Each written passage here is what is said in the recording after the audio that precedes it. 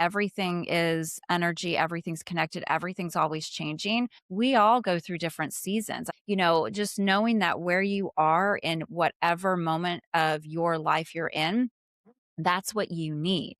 And so, what I look at feng shui as is okay, here is this body of wisdom that comes with so many opportunities for triggering change, for calling in what we want, for aligning ourselves with more support than thinking it's all us. That's really the purpose of feng shui, is to bring yourself into alignment with the energy of fortune. And you do that through your surroundings. Hello, everyone, and welcome back to the She's Next Level podcast. I'm your host, Darsh, and I help women look hotter, feel healthier, and be happier. Today's episode, we have a special guest today, Amanda Gibby Peters. Did I say your middle name right?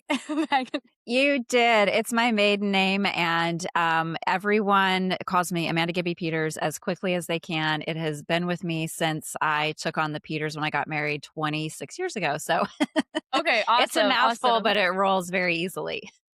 Awesome. So I have Amanda here today, and we have a very interesting spiritual practice and modality to share with you guys. It's called Feng Shui. So she is an expert and a specialist in Feng Shui. And I wanted to bring this on to the podcast because I'm really big on bringing people that do unique things that are very different from what the world will tell you, and things that actually move the needle forward, things that actually make a big difference in our energy and the way that we manifest. We're really big on energetics here. So I thought that it was a great idea to bring you on board to talk more about Feng Shui, because I personally heard of Feng Shui, but I'm not so familiar with it. So I'm actually really excited to learn more from you around what it really is and how we can apply it for our health and our wealth, which is the two biggest things that I personally care about. And I know a lot of my people care about. So before we Yeah. get started, I know some people may not know what this is. So, what is Feng Shui for the people that have never heard of this before? How would you explain what Feng Shui is? So we'll keep this really simple, because I think that if you are already talking about just energy and the impact or influence energy has on us, this will make a lot of sense. So I want everyone to think of like a house plant or something that's growing outside. If you happen to notice that its leaves are yellowing or they're spotting or something seems to be struggling, it's not living its best life. What we typically do is get curious about its environment, right? We're like, does it need more water? Does it need less sun? Does it need to be moved, right? That is essentially feng shui. We are the same way. We are subject to what is in our environment. And what makes this conversation so incredibly, important and empowering is that we're always in a space. So we're always under the influence of wherever we are. And we tend to think of, oh, it's just these four walls and this roof. But when we think about the plant, right, we get really curious about it. We're like, do we need to fertilize the soil? What do we need to change? Because we want to improve its chances for success. So I want everyone just to treat themselves like they would the plant, you know, and I start love to that get really analogy. curious. Yeah. Get curious and mindful about the environment you're growing in. I love that analogy. I've never heard of it like that before, but it really makes sense because what I call in the world is there's a lot of contagions. There's a lot of influence. There's a lot of, on the energetic level, our 98% of our thoughts are not even our own because we're all connected to source. Like everything is just flowing in and out. So the environmental approach is really fascinating to me because in the work that I do as an intuitive, I go into the emotional, like root cause. Look into the energetics. I look into the inside, like the energy, but technically there's energy in everything. There's light in everything. So I'm really curious about what is it about the environment that affects us? Well, I think so. So, one of the questions I get asked a lot is like, okay, what are the rules of feng shui? There are no rules, right? This is many, many thousands of years old wisdom. And it is so nuanced in where you are in your life, the circumstances, what your goals are. Okay. But if I had to distill down the things that you probably need to know, sort of your beginner's guide to feng shui, it is that everything is alive with energy. Everything is connected and everything's always changing. And that means that everything in your space is also having an energetic contribution. It's not just you in your space assigning energy, it's the things around you having an energetic impact. And we know that in really common ways. If you go into a museum, you start to act a certain way. If you go into a church, you act a certain way. If you go into an Apple store, you act a certain way. If you show up to a boutique hotel, you start to act a certain way. And what is that? It is the environment informing behavior. It is environment having an impact on the decisions we make, right? So we just get so familiar with our spaces. We make excuses. We become tolerant. We allow ambiguity.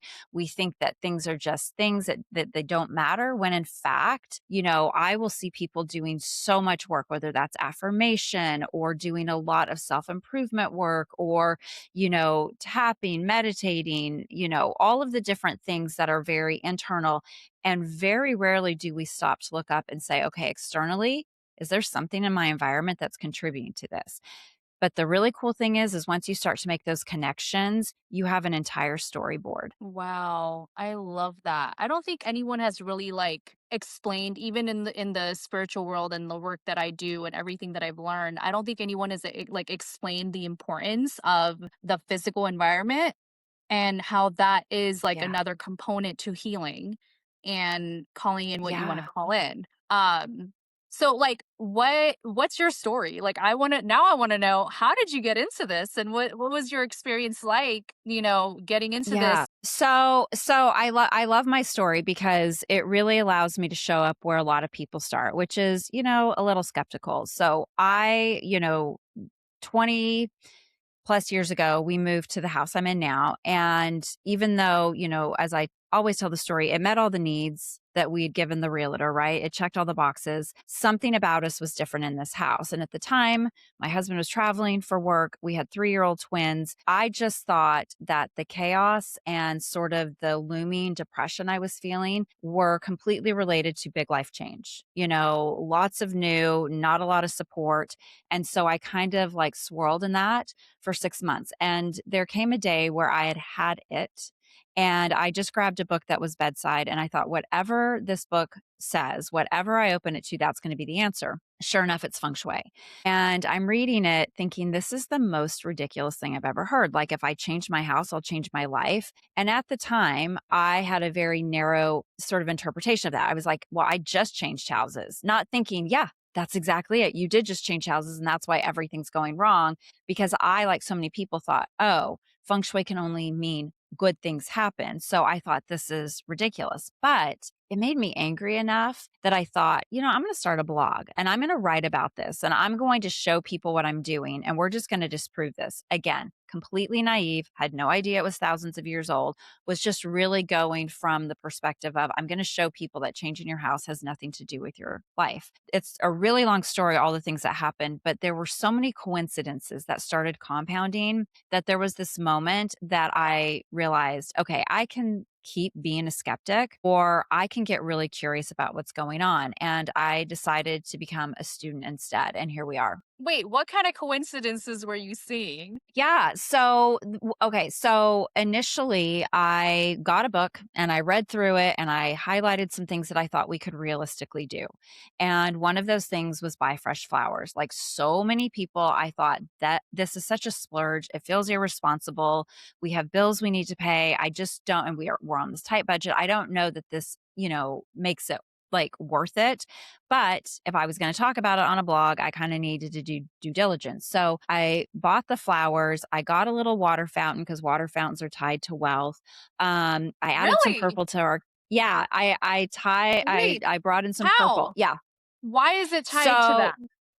because moving water represents fortune. So feng shui translated means, energy and fortune. Feng is wind, shui is water. So wind is energy, water is fortune. So that is like the literal translation of feng shui. And if you think about wind, it's energy that you don't see, but you see the effects of.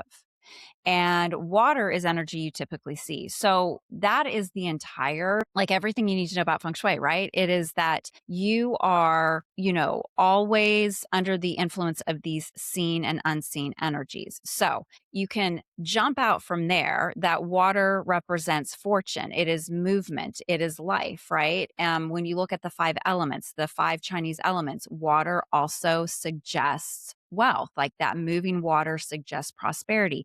Things are coming in, right? If you look at like the roots of feng shui, where it began, it was originally, sort of this way of locating the most auspicious burial spots for royalty. It was for royalty only at the time, the Chinese emperors. Yes, and I'm like, how the did they way even that they think of that? located us, well, so that's a great question. You had these philosophers that had been hired. I mean, they weren't hired, like they were probably told you're going to do this, but they were brought in by these, empires to study the relationship between the earth and the cosmos. And they started making all of these observations about the way that energy interacts. So one of those observations, funny enough, is if a seed landed somewhere where everything was just right, right? Good soil, not too much wind, good sun, enough water, that it would thrive. But if it landed somewhere where any of that was compromised or there was too much, that it would struggle. And so that was one of the, oh, you know what? I bet people are the same. So the auspicious burial spots had a couple components. They needed to have a mountain at the back. They needed to have a view of the valley, and they needed to have rolling hills at the side. And this was protection, this was support, and this was room for opportunity to gather. Okay. So all of those components, feng shui again, started out just for royalty, started out simply to locate auspicious burial spots because they believed if their ancestors were happy, they would bless them, right? With wealth, health, and happiness. But feng shui began migrating as there were, revolutions and people, moved to different areas. They developed different ways of working with this wisdom. And so you have many iterations of it today, but there are foundational principles that are the same in every school and every approach. And the five elements is one, and the water being representative of fortune is another. So anytime you have that moving water, it speaks to abundance and prosperity and things flowing into your life. Wait, I'm literally like going to buy so many mini water fountains after this. Like literally So right where I sleep, right? Like literally every aspect. I have like affirmations back here in the side of my back, but I'm like literally gonna have it everywhere. I'll tell you something that you can do. Here's something that's really fun. So, just as a user's note for anyone listening, if you work with water, you do have to keep the water fresh. So, I would tell people if you're going to get a water fountain, they're pretty finicky. Distilled water is going to be your friend. It's worth the extra effort because the water, if it starts to get, slimy or, kind of mucky, then that's the quality of prosperity you're going to be bringing in. So there is some diligence required there. But something you can do with your intentions is you can write them on a piece of paper, slip them in a red envelope. Red is like the color of blood. It brings life force. You can put that underneath the water fountain. And then it's really bringing that energy to your intentions, that flow. That's a great way to combine a couple different things in feng shui. That is very interesting. So, what are the other elements, the explanations of the other elements that create, I guess, wholeness is what it is? That they creates abundance? Yeah. So basically, you have the five Chinese elements, which are different than the four elements that a lot of people think of. The four elements are Western, the five elements are Eastern, and they're considered to be the building blocks of the universe. So essentially, where you'll hear people talk about the four elements, those are all very independent of each other. In the five element theory, they all need each other. They all support each other. They all manage each other. I often talk about them as being the original checks and balances. So you have wood, which speaks to growth. You have fire, that's expansion and transformation. You have earth, which is settling and grounding and cohesion and cooperation. You have metal, which is refinement and, form and function. And then you have water, which is that, going deep. So that's sort of like a very simple profile of each element, but then they all work together to create different energies within your home. That is so interesting. I'm thinking about the body, you know how our body's made up of water. Yeah. So I think about that when it comes to health and like our bodies and how does that relate? How does that relate to our bodies? Does it have any correlation or Well, I would say, like, just a little bit of, bumping into different conversations and different practitioners over the years. That's why having clean water around you is so important because it does actually affect the quality of water in your body. So, whenever I talk to people about having water features, I'm like, this is important. Make sure that you're up for the task of cleaning it out, but also think a little bit bigger. It's important that we're mindful of what's around us where we live, right? Because our body's attuned to the environments that we're around. Now, that doesn't mean that if you're somewhere where, like, oh my gosh, I don't love everything that's around me, that all is lost. It just then starts a really intelligent conversation about, okay, the way we feng shui in your house is going to be very specific to counterbalancing whatever's happening around your house, if that makes sense. interesting. So is that why like some people like prefer the city life versus some people prefer more being in nature? What's the connection with that when it comes to feng I, shui? How that yeah, I don't think that there's one that's wrong or right. Some people may say other, but going back to what I just said about everything is energy, everything's connected, everything's always changing. We all go through different seasons. I mean, even those five elements all represent a season, right? Wood is spring, fire is summer, earth is late summer, metal is fall, water is winter. And so, just knowing that where you are in whatever moment of your life you're in, that's what you need. And so, what I look at feng shui as is okay, here is this body of wisdom that comes with so many opportunities for triggering change, for calling in what we want, for aligning ourselves with more support than thinking it's all us. That's really the purpose of feng shui is to bring yourself into alignment with the energy of fortune. And you do that through your surroundings. interesting. Okay. So I would assume that it's summer right now where I'm at. Mhm. Where do you live, by the way? I'm in Dallas. Okay, you're in Dallas. Yeah. So it's Mhm. summer. So I'm assuming Mhm. it's fire. Playing a lot with like fire would support us in the season. Is that how it works? So fire right now is the element of the season. But, again, like I mentioned, they're a checks and balances kind of situation. So let's say that there is a lot of transformation happening, but let's say that you're starting to feel really burned out. There are things that you can do to start to manage some of that energy. It doesn't mean that because we're in summer and it is fire that we have to be all fire, right? Like we get to go through the personal seasons that is our life, that is our experiences, that is our whatever life journey, life lessons. And so that's another thing that makes working with the elements a really cool tool to have is if I'm feeling like I need more fire, I can bring in the energy of wood because wood feeds fire. But if I feel like things are like happening so quickly and I'm going to lose control of it, maybe I bring in water because it'll put out some of that fire. So it's always an ongoing conversation. It's a really fascinating way to start to be really deliberate about like the choices you're making, about what's happening in your home and just the things that you're, choosing to engage with. So let's say someone, really struggles with feeling overwhelmed and I think stress Mhm. is a big thing that everyone experiences, especially Yeah. like ambitious women. So how would you advise someone to start like what would you advise them to start looking at for feng shui using feng shui to help ease that overwhelm and like reorganize their space? Like what are some things that they can do? And also I want to know why. Because I think Yeah. understanding something at a deeper level and why it works the way it works really helps people get on board and they're human on board. Yeah. So the very first question I'm going to ask a client is take me to your spot.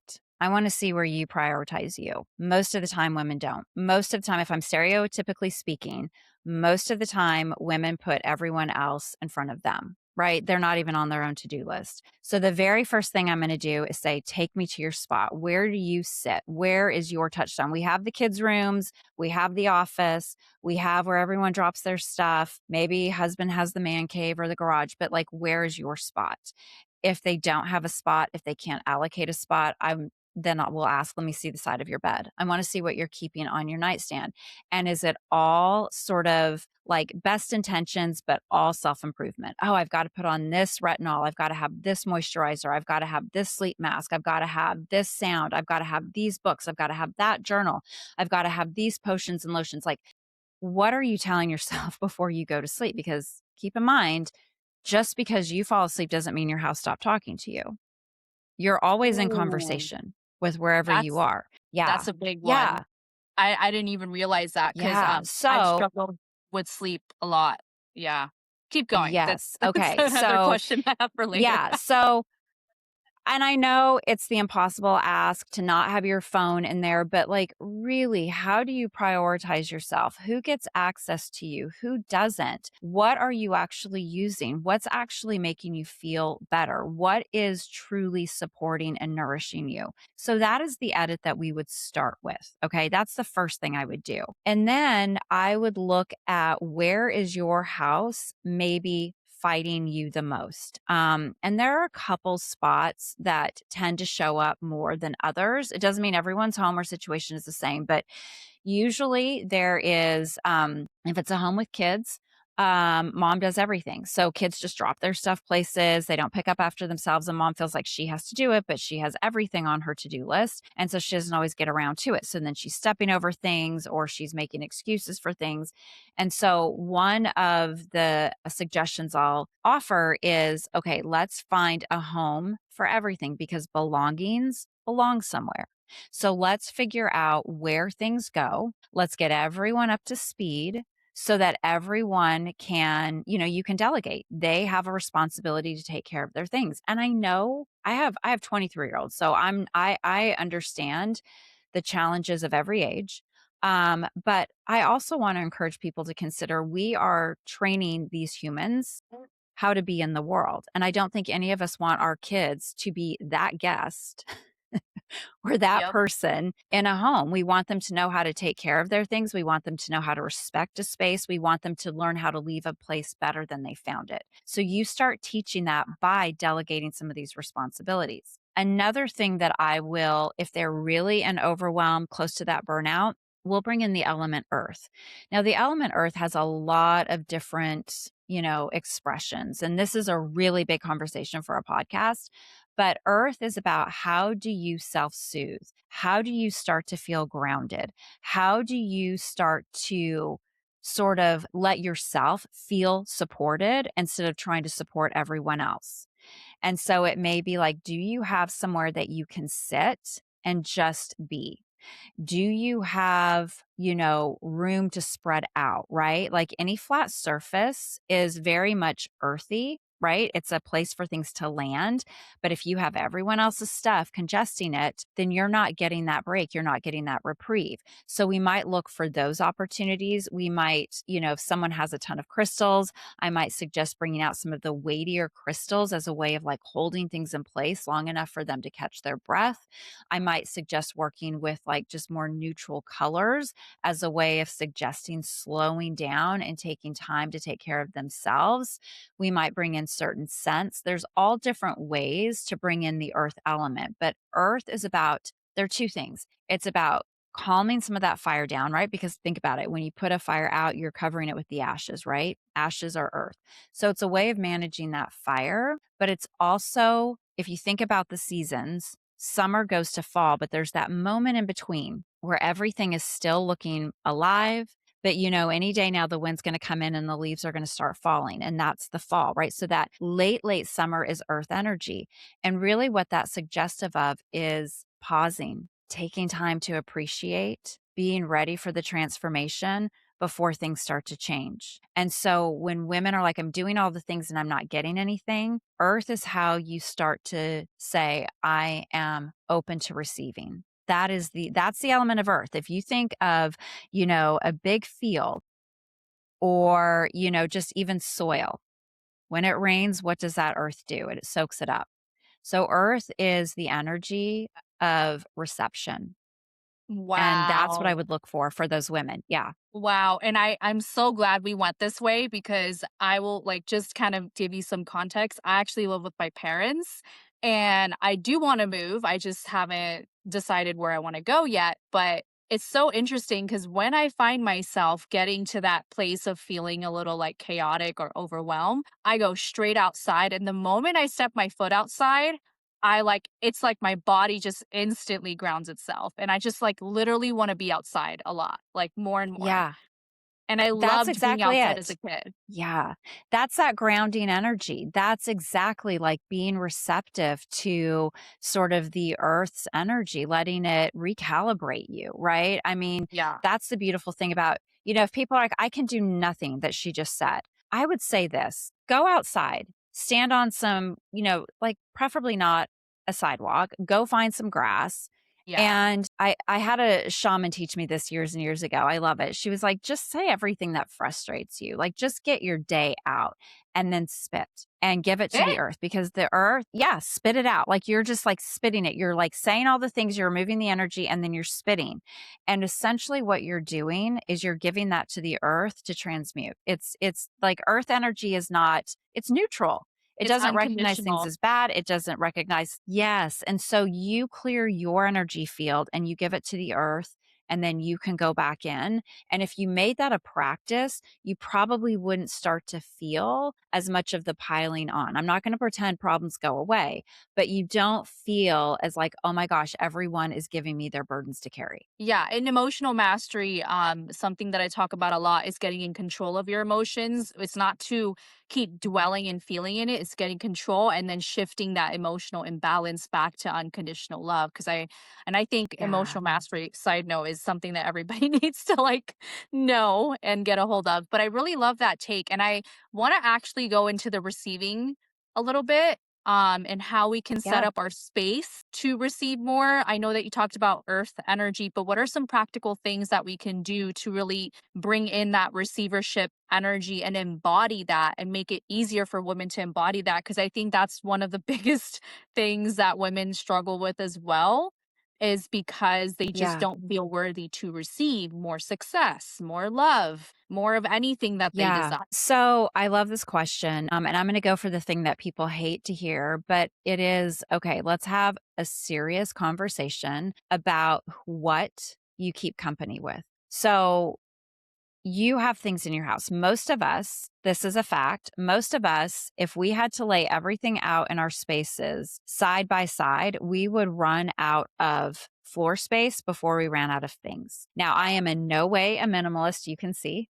But it is about having consistent, mindful conversations about what you're keeping company with. So, what is in your space that you're tolerating? What is in your space because you don't know what to do with? What is in your space because of obligation? What is in your space because of fear? Versus what brings you joy? What is actually necessary? What is part of your ritual and routine? That is one of the easiest things to start with. And here's why. Because when you start to open space, you have room to receive. And the easiest everyday example I can think of is if you went to buy a new refrigerator today, you would probably, if you have one already, you would probably ask if they could haul the old one away, right? You don't have room to receive the new one until they make room for it. It's the same thing in our lives. And so, again, this isn't about doing some big black trash bag purge. But it's about really asking yourself, are these books on the shelves, are they still representative of who I'm becoming or something that's meaningful to me? Are the clothes in the closet suggestive of the goals that I am trying to achieve, or do they suggest who I was 5 years ago? Are the ways that I keep my rooms focused on the things that matter to me, right? So if I go into a living room and it looks like everyone just watches TV, and no shame, I love a good show, but it's like it's not set up for conversation, but you're someone trying to get yourself out there to have conversations and communities, you might want to rearrange that room. So it really is, again, coming back to what is my house saying? What is my house telling me every day? Because you can be writing those goals down, you can be doing the meditation, you can be doing the affirmations. But if your house is suggesting something else, remember that's 24/7. So you want your house to cooperate with this idea of being available to receiving. And so those little things that start to bother you that are telling you you don't have enough time, you never follow through, you don't have the energy, you don't have what it takes. Those need to get evicted, like truly, Yeah. because that is one of your biggest hurdles right now. Yeah, I can definitely relate to this.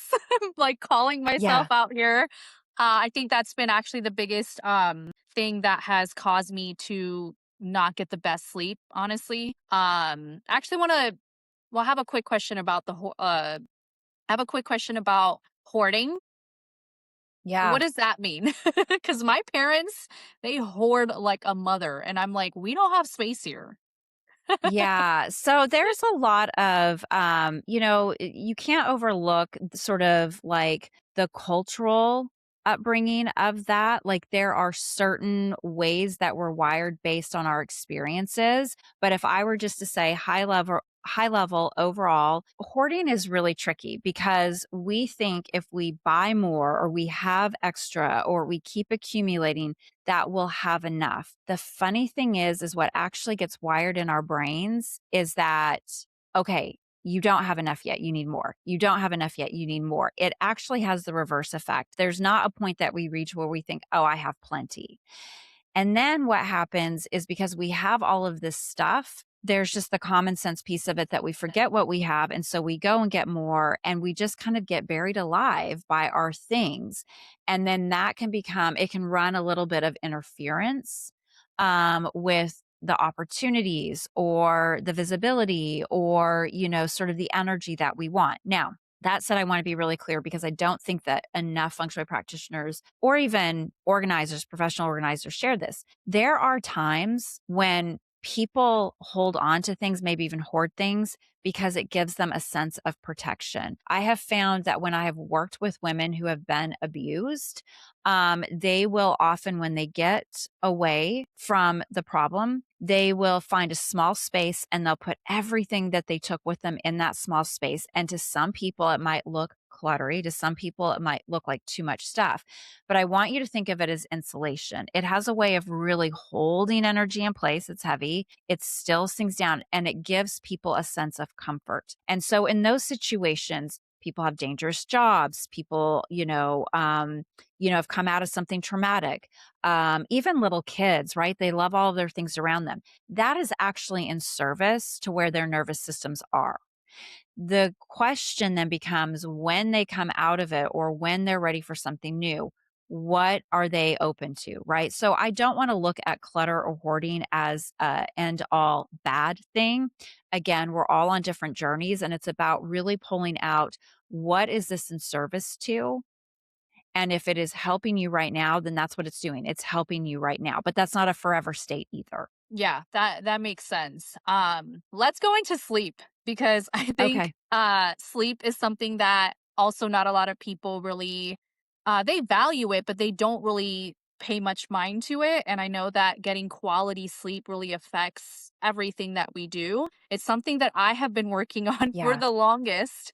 And even just recently, I go to sleep in the same bed, same way for a Mhm. while, and I definitely have found myself not being able to get the best sleep lately. So, having this conversation is really intriguing to me of like how can we use feng shui to optimize our sleep specifically and why it happens and what we can do to, help get better sleep. Yeah. So this is another really big topic. So I'll run through the list of things that I would first look at. So, immediately when I go into a room, I'm looking to see, does it say sleep, stillness, sex, sensuality? Like those are kind of the purposes of a bedroom. If I see the Peloton in there, if I see the laptop in there, if I see the dry cleaning over the chair in there, then that's the good news is those are easy things to remove. And I know some people are going to be like, my Peloton can only go in my bedroom. So here's what I'll say. I don't care if you have exercise equipment in your bedroom so long as you're using it. But if you're not using it and you keep telling yourself one day, one day, one day, that's what you're sleeping with. That is the energetic contribution that you're allowing. And, how that shows up is you walk out into the world thinking one day I'll get to it. That touches every other part of your life. So just make sure that if you do have to share space in your bedroom with some of those things, that you are actually using them. And then for the things that can be put away, say like work, that you have a shutdown ritual for those so that they are not impeding on your sleep. Another thing that I'm going to look at is what do you have under your bed? Like, do you have a lot of things shoved under there? And again, people will say, well, I have to use it. I don't have a very big bedroom. And that's totally fine. But we might take an inventory of can we move some of the things that are maybe sharp or hard or like wouldn't actually be comfortable to sleep on out and move more soft things underneath, sort of be really mindful about what we're sleeping on top of. When we have a lot of things underneath our bed, especially if we have no idea what is under there, it can create agitation. So it's just another layer that could be interfering. I will also look at okay, what is the energy of the room? Do I feel okay, I can start to unwind, it feels soft, it's soothing, or does it feel like it's very energizing? If I go into a room that has, like, say, ceiling to floor windows, there's a lot of light, the ceilings are high, there's a TV in there, it doesn't have that sense of intimacy, then we're going to talk about how we can sort of bring a little bit more yin energy into the room. Yin is how we start to feel like we can embody and nourish and be available to. And it doesn't mean that you have to get rid of any of those features, although the TV I want to talk about here in a second, but it's about how can we counterbalance some of that bring me to life energy when really you're just like, let me go to sleep. So those are some immediates. The TV in the bedroom. Everyone wants to make a case for it, and I'm not going to get in your way. If you love having your TV in your bedroom, that's fantastic. What I would encourage you to try is covering it up for like a week. I cannot tell you how many times I have heard back from people who, with as much resistance as anyone listening is feeling, have covered up their TV only to realize because their watches tell them or because they just feel better that they sleep more deeply, right? So Wow. it's worth the effort to just cover it up and see what happens. Because if you do sleep better, we don't have to keep talking about it. You're going to want to figure out what to do with the TV. But it's a good thing to try because that TV, what do we do with TVs? We watch them, right? And so there is this, again, this conversation like, pay attention to me, It's watch me, signaling the that's happening. subconscious mind. Yes, yes, yes. Again, what is your room saying? Is it prioritizing whatever is important to you in that room? Wow. Okay. So speaking of the room, I know that you were talking about like the Peloton, but what if you work? What if you have like a desk and your workspace? How can we start to go through that ritual and kind of separate it, in our room? Because I know a lot of people Yeah. work from their room. I do. So I'm Yeah. asking for me. Yeah, but you know what? That was over COVID. That was a lot of people had that situation. They had kids schooling from home. They were working from home. They didn't have enough space for everyone who needed workspace, right? So, what I would say is if I just want to put this at the top, if you have space in your house to work, meaning you have a guest room or a dining room that you never use, but you are dedicating them as a guest room or dining room, utilize the room, make it your workspace. I just want to say that because that is something that's very common that I run into. But for people who have to make work, sleep, play all happen in the same space, a couple things. One, like I said, have a shutdown ritual, right? Shut the laptop, have a space that you kind of pack up everything and you put it away. It is a ritual that tells your brain to start turning things off. If you leave the laptop open, your brain it doesn't disconnect from it, right? You have to actually, I don't want to say formally, but you need to have this way of telling your brain, okay, here's what's about to happen. Work is going to go, here for the rest of the night. It's now time to sleep or to rest, and we'll revisit this in the morning. The other thing, and this is so tricky, I know for people, but what do? We grab our phone. I myself am guilty of this. We grab our phone, our iPad, our laptop, and we sit in bed and we work. Okay. So the way that places get programmed is by the activity that's happening there. So if you are doing work and you're sitting on your bed right where you would put your head and you're doing everything, you are programming that to be as much work as it is sleep. So, with the kiddos, when they were schooling from home, I would say don't invite the classroom into your bedroom. Find a chair or even the foot of the bed where you can do your schoolwork, but it is separate from where you actually put your head.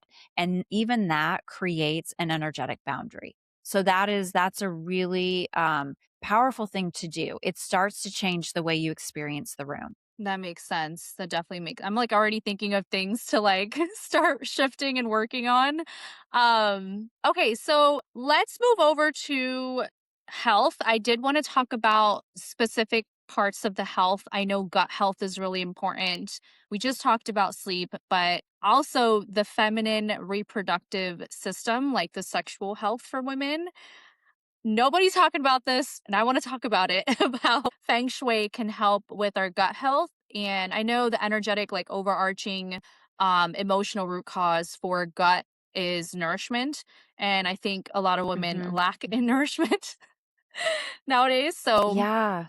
I want to talk about how we can Yeah. start prioritizing this, gut health for women and also our sexual health for women using feng shui. I think it would be really cool to dive into. Yeah. So I would say with like gut health, like let's just say health in general. Okay. Your kitchen is going to always be the seat of health and wealth. Okay. So when I go in to a kitchen, what I'm going to look for is what is on the counter? What am I seeing in this space? Does it feel like there's congestion? Does it feel like there's open space? Like, think about what it requires to have a healthy body. Okay. And then think about the things that are actually contributing to that, and then the things that could be counteracting that, right? So I always tell this story of, I go into this home and for different reasons, this guy wasn't concerned about health, but he was wanting more opportunities. And I go into his kitchen and he has one of those really fancy espresso machines, like one from Italy, like $4 or $5,000. But he's standing there talking to me and he's holding a Starbucks cup. And so I'm like, what do you like? Do you make coffee like during the day? How often do you use this? Because it was taking up a huge portion of the available counter space in the kitchen. And he's like, no, I just like the way it looks. And I'm like, okay, well, here's the dealio. If you want room to receive, if you want things to show up in your life, you need to actually have the space for those things to land. I mean, feng shui is often as physical and literal as it is metaphorical and symbolic. So, was he going to get rid of the, espresso maker? No. But that was like the easiest win for him. So when I go into homes where someone is like, okay, it's about nourishment, I need to take care of myself. What's sitting on the stovetop? Have you cleaned your oven out?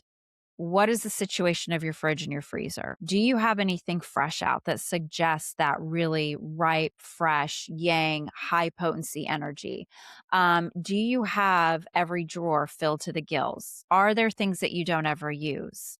Do you have a lot of cookbooks out that suggest this is who I'm going to be, but oops, I never use any of them? Like, what this is about aligning yourself with your actual goals. And this is not about being aspirational. It's about being realistic because aspiration gives us permission to get to it eventually. Being a lot more realistic says, okay, I'm going to plan for what I'm capable of on Monday, not some future date down the road when I suddenly wake up with all the right energy. So, what is the one, maybe two things that I can do? And that's how you start to audit your kitchen in a way that better aligns with who you're trying to nourish, physically. Like, is it that I can't sleep? Okay, maybe I need to have a cup of tea before I go to bed. So maybe that's something that would be really important to find space for. Do I feel like I'm always eating on the go? Okay, so then what can I do that would suggest sitting down? Do I have the table clear? Do I have things that I could set the table with so that I feel invited to? Can I set up a mealtime where we're not on our phones, like so that we can actually digest our food, enjoy conversation, and linger? Like, what are the specific to you goals? And then how do you make your kitchen match that? those are the things, right? But so often we get busy, we let things, certainly in a refrigerator, leftovers are there, or we don't have anything fresh in there. If we want to eat healthy meals, we don't even have what we need. Our pantries are filled with stuff that maybe aren't the best for us. And this isn't about going all in about everything has to be good for you. It's just about making the space work for you in a way that feels realistic to you. You mentioned wealth as well. That really caught my attention of how the kitchen is the Yeah. home for wealth. So, as we're Yeah. talking about health and wealth in our conversation today, I'd love to Mhm. know like how do they go hand in hand, tie in together like that guy that came to you for opportunities, right? So like Yeah. if Yeah. someone wants to work on specific things like more financial flow, Yeah. opportunities, like all of these things honestly tie into success, right? They tie into business and Yeah. career success. So, how does feng shui tie into those things and Yeah. why? And like how, like certain practical things that we can do? Because I see that feng shui is very practical, which is really cool because you don't have to believe it. It doesn't Yeah. have to be woo woo Yeah. for you for people to actually get on board and change their lives, which I really love. Yeah. So let me explain why the kitchen is the seat of health and wealth. So when we talk about wealth and feng shui, it is a pretty broad umbrella, is what I want you to think of. And what I mean by that is if I were to ask you what makes someone wealthy, you might say, oh, having all the money in the bank. But if you have all the money in the bank, but you don't have friends, you don't have a support network, you don't have opportunities, you don't have your health, you don't have, a passion, you don't have those things that genuinely make the money worth having, then you just have money, right? And I'm not knocking it. I love money. But wealth is all encompassing. And wealth is also the idea of, it's the accumulation. Here's what I want you to think of. It's the accumulation of those resources. All right.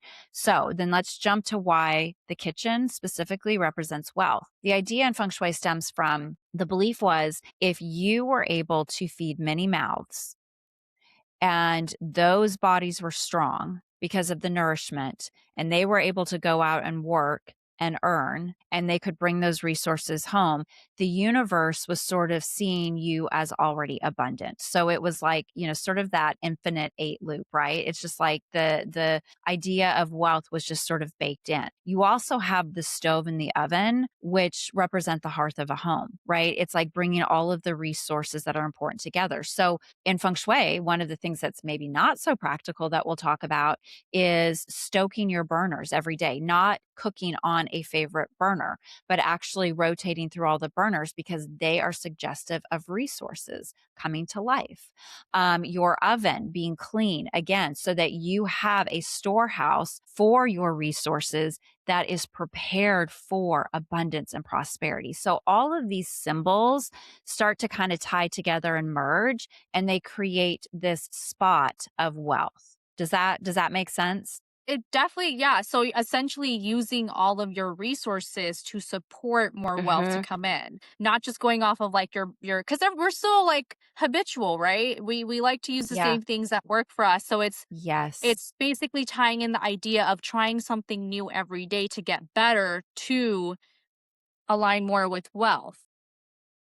Well, and I Okay. also the thing that I one of the things that I love about ritual. So I'll share this. Something that people could do is if they have a stove, and it doesn't have to be a gas stove, so it doesn't, it can be whatever kind of stove you have. You just go once a day and you light the burners, you turn them all on and you see them lit and then you turn them all off. Like you don't have to wait until you're cooking. Like you can make this an actual ritual and do it for 9 or 27 days. But here's the sort of real magic behind the ritual. You are bringing an intention to a very specific action. So when you go over there and you're lighting the burners, what are you doing? You're thinking about stoking resources. You are putting yourself in the path of being aware and receptive of those opportunities. So it's not just, oh, I'm going to go stoke the burners and everything's going to land on my doorstep. I often say feng shui will trigger opportunities, but you got to be a participant, right? So if an opportunity knocks and you say, no, I'm going to pass, that might not be like you called in something. This is how feng shui is working, right? So the ritual, the magic of it is stoking, focusing on your intention and doing it in a consistent way. that starts to change you. That starts to edify you a little differently. Yeah, intention is everything. I always Yeah. like I'm setting intentions every single day for everything that I do. Um, when you were talking about I want to kind of take it back to when you were talking about the enoughness piece that came up with finances of like we Mhm. were talking about it in terms of how we're kind of hoarding on the things that we have and that comes from like us not feeling like we have enough. Finances Yeah. came to mind, and I think this really plays out a lot with people. So how does that tie into finances for us? And how can we what can we do to like kind of heal that part of us that shows up in our house in terms of feng shui? Yeah. Well, I would say, I mean, again, it's not the sexiest of exercises, but going through your space and looking for the things that suggest you're not enough. And, What do if you're you someone who mean? loves reading books, I do. I love books. Yeah, like if you go and notice things that are saying, okay, you've got to work on this. You haven't done this. You've got this project, right? Like all the ways that, okay, your home holds all different versions of you. It's not just who you are today. So the version of you that thought, "Oh, I'm going to buy that starter kit and I'm going to start this business." Or "I'm going to buy those cookbooks because I'm going to totally go gluten-free," and you haven't. "I bought this whole face line and I'm going to like just give myself the most glowy skin," right? When you are surrounded by things of, previous versions of yourself that suggest you didn't follow through, you didn't do it, I didn't have enough time, I didn't have enough energy, I didn't, the overriding message becomes not enough. Not So enough. what are some examples of like Um, things that we can maybe look into? well, okay, so I would say, like, let's do something really easy. Okay, how many self-help books do you have by your bed? How many of them have you read? How many of them have you actually implemented the ideas? And if you Okay. haven't, what are you gonna tell me? So I'm that gonna so get we to would wanna it. keep the ones that we use. That's the Yes. differentiation is keep the things that were oh, Because it think makes about it. So sense. let's go a little bit deeper. Why do you have, and I am going like true transparency. I do this too. I struggle with this too, but why do you have 5 instead of 1? And please don't stop buying books. I love people buying books, but why do you have 5 instead of 1? Well, Because oftentimes this is we the think way the I one thing's think. not going to be enough.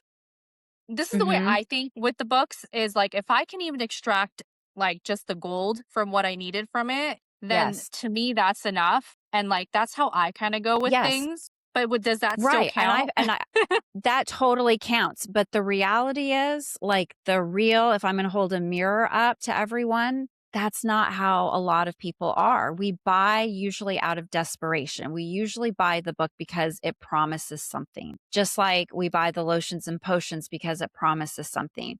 We buy the clothes because we think it promises something. We bring something home to put in our home because we think it's going to promise something, right? I often talk about a lot of things that come into our home as counterfeit happiness.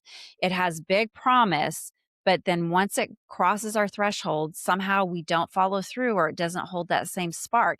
This is not to say anything's wrong with us. The marketing out there is fierce. Like you said, we are all sort of getting the same messages and we're not even having our own thoughts.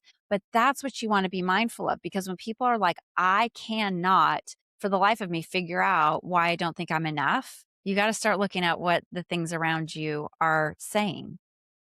Yeah. That's been the bane of my existence is it's the good enough that really kicks Yeah. in. It's one of my reoccurring soul lessons. Okay, let's talk about that. Yes, Yeah. the good enough. Okay, so that's a great thing too. Like that's good enough, but someone's like, "Okay, I want to have a 5K launch. I want to have a 6K launch. I want to have a job that pays this or I want to have the investments or I want to have the vacation or I want to." And then I'll say, "Okay, well, where do you acknowledge and, invite wealth in?" Okay? Now, Hmm. if there's not a ritual around that, if there's not, I might say, okay, so let's start where I started. Let's bring in fresh flowers, to which most people will say they don't last long enough. There's not a special occasion. I don't know where I'd put them.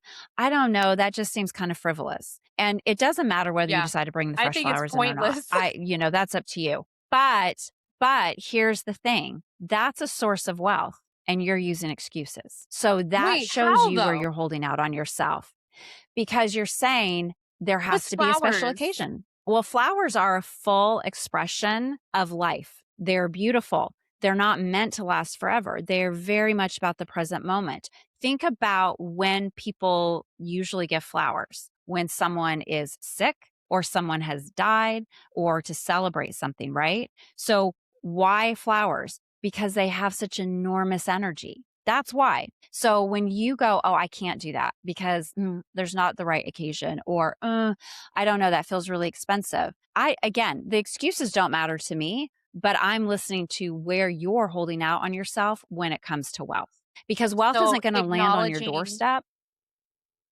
yeah. So Finding ways to have proofs of abundance that make you feel a little uncomfortable, because if you think you can handle $1 million, but you can't handle a $20 bouquet, I got news for you. Like, you have to be comfortable with wealth before you can really allow yourself to receive more. You have to be okay with saying, I can indulge, I'm deserving, I'm enough. I am enough. I don't need an occasion. I don't need a special moment. I don't need an excuse. I'm enough. And the flowers are just one example of it. It can be a million things. It can be a million yeah. different things. But the flowers are the easiest way for me to get people from point A to point B to realize, because whether you buy the flowers or not, doesn't matter. But I want people to see where they're interrupting wealth, where they're saying not yet. That's the real sort of reveal here. How can what comes to mind for me is how can we kind of make sure that we're not in like diving into indulgence and just like, oh, I want this too, and then I want this too, and all of these things where we're using our wealth in a responsible way as well. It's not just like kind of like going bananas. Cause if I was to go that route, I literally be in Europe right now. Like, and I just Yeah. be buying Well, everything. so right. So most of everything that we've talked about today is actually reflecting on what's already in your space. The flowers are the only thing that I suggested of bringing in to suggest wealth. Most of it comes down to having a really honest conversation about what you have. Now, you may have already audited all of your stuff, but most people live with a lot of ambiguity. Most people live with, I need to hold on to this because what if things don't work out? A lot of people say, well, if I get rid of this, then I'm probably just going to have to buy it later anyway. Like, we project our expectations literally by what we're keeping around us. So it's like, okay, where are you willing to see things a little differently? Because if you want to see things differently in your space, you got to see things differently in your space, right? Like if you want to be a different you, something has to change. And so the most within reach way for most people is to start room by room, drawer by drawer, just, having an honest conversation. And sometimes it's not even about letting anything go. Sometimes it's just about, okay, I'm starting to hear what my space is telling me. Because I think that this is just a drawer full of clothes. I think this is just a cupboard full of spices. I think this is just a basket full of blankets. I think this is just, but when you start to pay attention to what you really love, what really lights you up, what actually gets used, what actually sort of weaves into your life, you're going to realize you have a lot of stuff taking up space from other things showing up in your life that you're really trying to call in. Mm, I think that's kind of the foundation of this entire like message of everything that we were talking about is just if we just focus on that and we take inventory, now I'm getting it of Hmm. like, wow. The way source has created the system is Yeah. just so like it's so complex but it's so perfect at the same time because now it's like it's finally clicking in my head. Yeah.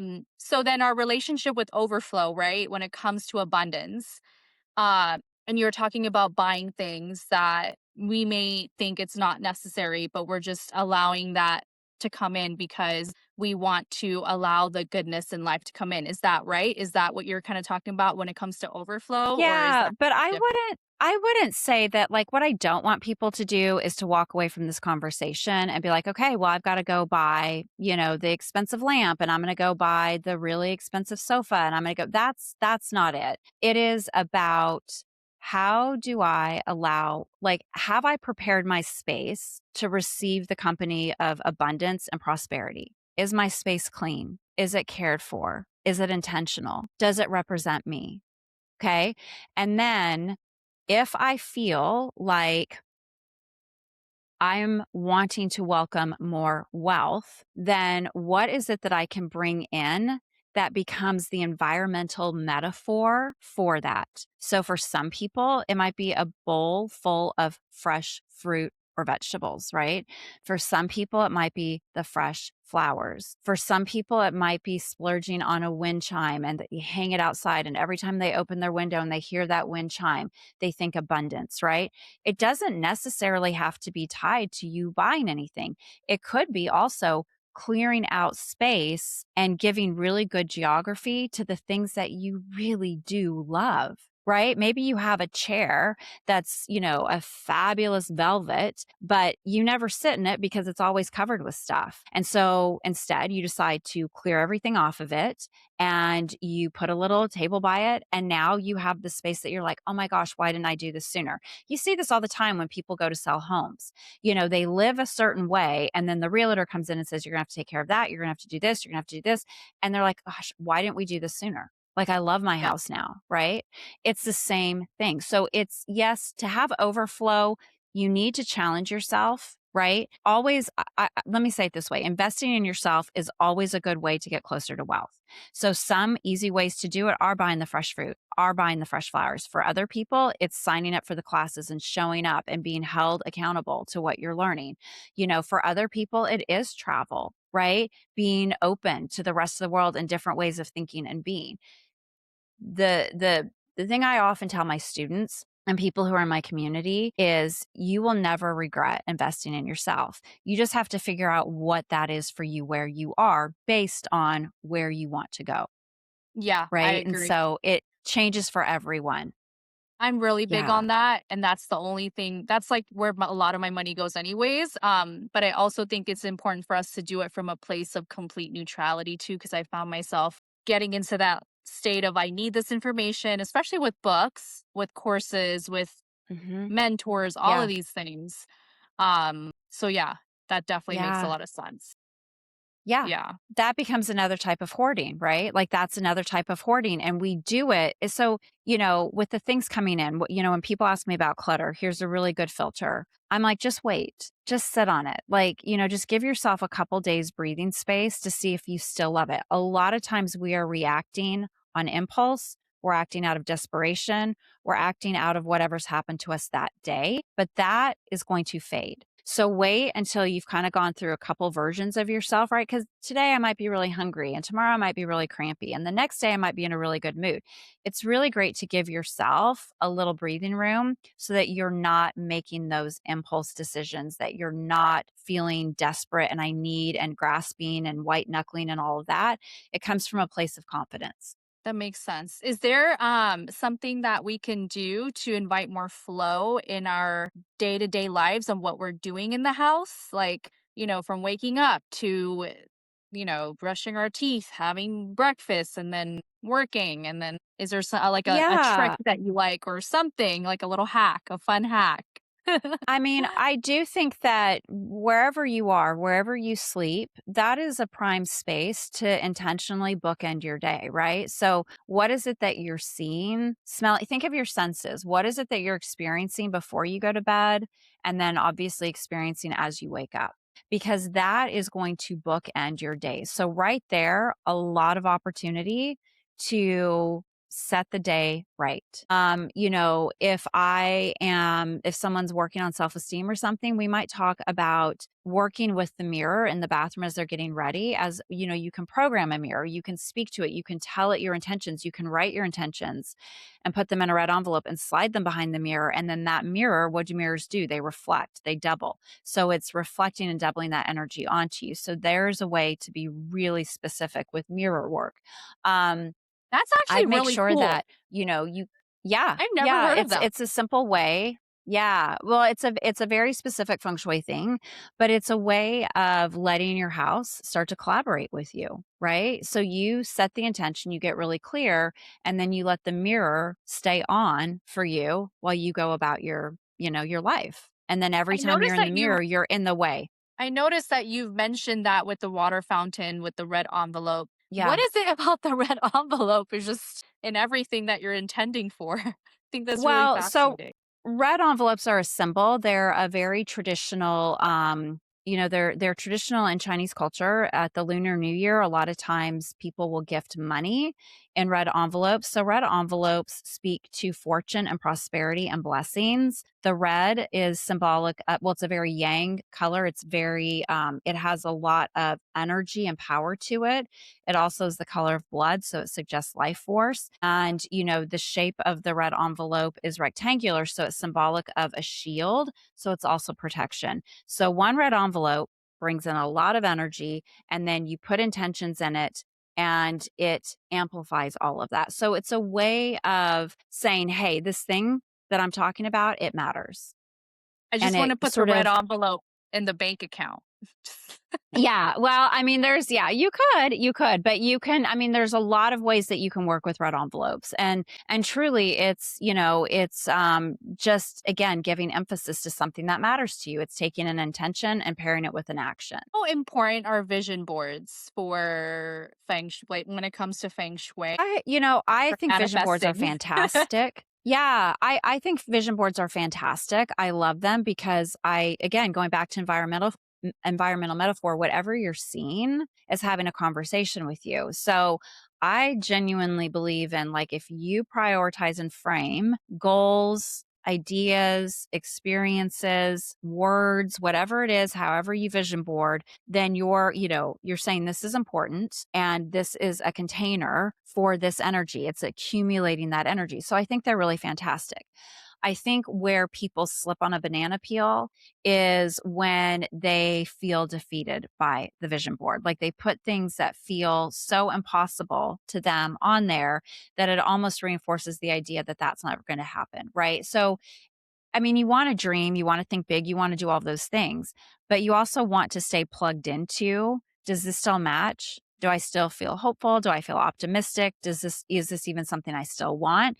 And treat the vision board more as a living thing than just a one time, okay, well, now it's up there and I'll change it whenever I change it all, right? Like engage with it, participate with it, let it be a partner in you reaching, your goals. That totally makes a lot of sense. Awesome. We are coming up in an hour, and I do value your time. So just want to make sure that we sort of wrap things up. But I did want to ask Yeah. you a really juicy question Yeah. towards the end, and that is that what is it about feng shui that really stands out to you the most that you love that makes it so different than any other modality out there and methods? Like, what is the thing Hmm. that you really love that stands out to you the most about feng shui? Because I Well, can tell you're really passionate about it, and I really love yeah. that. Yeah, I love that we all, regardless of where we are in a space, and that most people don't realize that there are all these opportunities immediately within reach. The thing I love about feng shui is it is a wisdom that has been around for thousands of years. So even though it's ancient, it has so much modern day application. And my very favorite thing about feng shui is being in a space with people who don't know much about it, having conversations like this, and knowing, and people often tell me anyway, but knowing that people are going to leave and they're going to be very deliberate and loving and intentional and mindful in their spaces. Like there's this before and after because now they realize, oh, my house, my space, it's this power player. And I've just never thought it was on my team. And now it is. That's the piece of it that lights me up. It's why I keep coming back to it. Every time I get to be in a conversation with people who don't know enough, or as I always joke, like know enough to be dangerous, it's like, I want you to really understand this because we spend so much time focusing on all the things we can do and we don't think about what our house can do. So I love, opening that door for I people. love that. Something came in mind that I did want to ask you before we wrap up Mhm. is when it comes to moving. How Mhm. do we like, how can we apply feng shui and the art of it and knowing like, when it's time to move and move on versus being in the space that we are in? So there's this exercise that I learned from a teacher that I share with a lot of my students, and it sounds a little out there, but when you do it, you'll see why I suggest it. Usually people know that they want to move. And so that's a very specific conversation. But if someone's like, I don't know when it's time, there's this opportunity to write your space a letter, right? And say, if you've named your space, if you've named your home, call it by its name. But, here's what I love about you. Here are some things that we've been going through. Here's some things that I hope to do for you. Just like literally write a letter. And then on another day, you're going to write a letter from your space, meaning you are going to just be the channel, but you're going to just start writing and your house is going to say what it needs to say to you. And if you can get out of the sort of abstract or stream of consciousness that it requires, you often are able to discern what your home wants because every space we're in is a living, breathing energy, right? Going back to the everything is energy.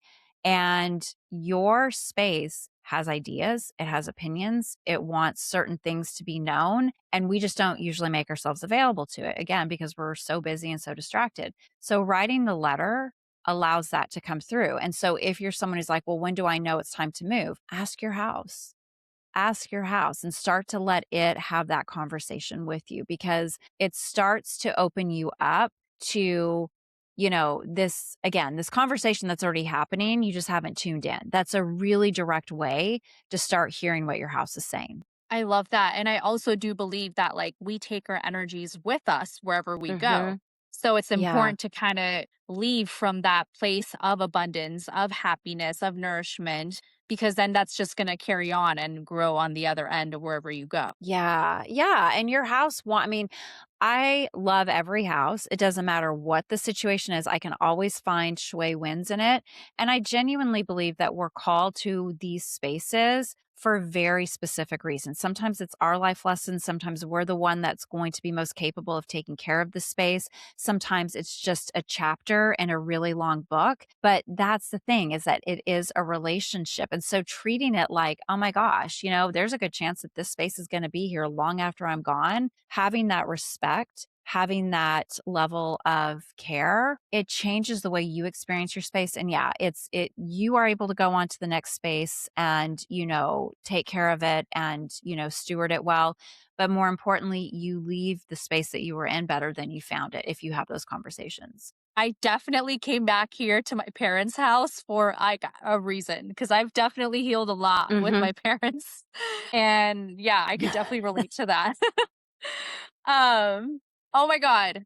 Honestly, I feel like I need to listen to this episode like on replay and everyone listening, please listen to this episode a few times because our brain really only takes around 20 to 30 minutes of information in a given moment. So, we talked about so much where I feel like I feel like I had a session with you because I feel like I got Yeah. so many practical tips and things that I could start implementing. And sometimes it's Yeah. around asking ourselves, like, what is the most needle moving thing that I can do right now that creates that biggest movement and start working on that. So, super, super grateful that you came on today to share your wisdom. And I definitely want everyone to know like, if someone wants to work with you, what does that look like? What do you have available? And where can people connect with you? So I would say that the best places to get more of what just happened here is to follow me on Instagram, Amanda Gibby Peters. I have a book, and it's only because I'm sharing tips every day, so it's right on my desk.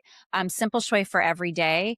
I Yeah, love so it. I am sharing tips on Instagram right now. It's August, and I'm sharing additional information. So you can literally follow along. And just like what happened today, where we were having conversations, I'm like writing notes in the inside, right? So that you can write notes on the inside, but it's a really great way to learn a lot of concentrated shui in a short amount of time. The other place is my podcast, House Therapy.